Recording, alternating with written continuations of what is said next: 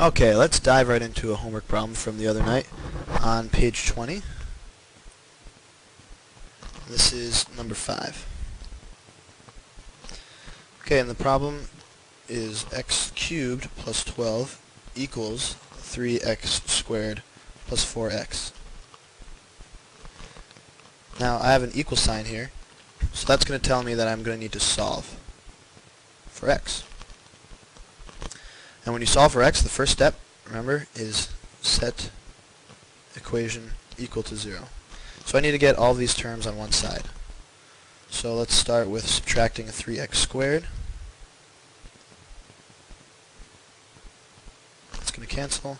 I'm going to get x cubed minus 3x squared plus 12 equals 4x.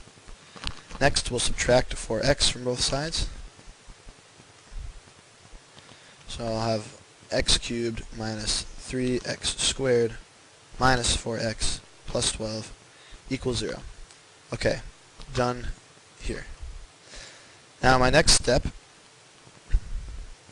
is to factor. Well, okay, now I need to figure out how I'm going to factor this, so I got to go to my tool belt, and I see, I can look if there are any GCFs. No, not in all of these terms, maybe in some of them, but not in all of them. Difference of squares, no, I don't see that there. Difference of sum of cubes, no. Grouping, now that looks a lot like grouping because I have two sets of binomials.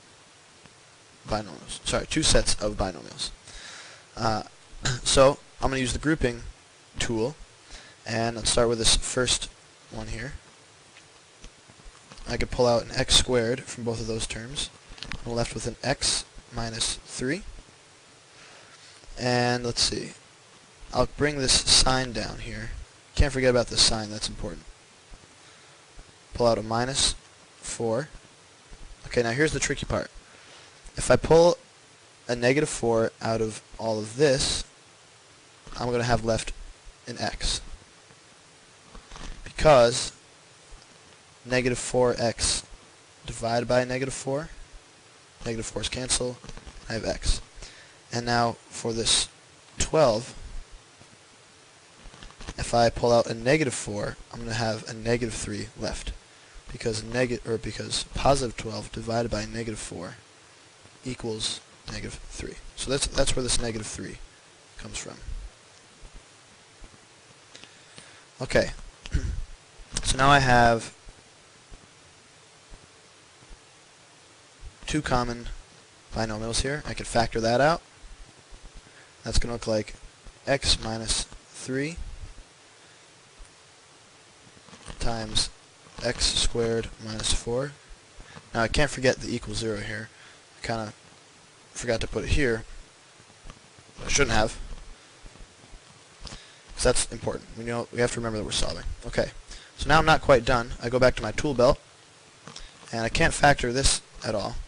That's just a binomial, but this one is the difference of perfect squares. So that's going to factor out to, I'm going to write over here. I need to keep my x minus 3, and this is going to be x plus 2 times x minus 2 equals 0.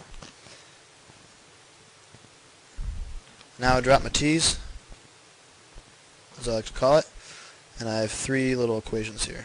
X minus 3 equals 0, x plus 2 equals 0, and x minus 2 equals 0.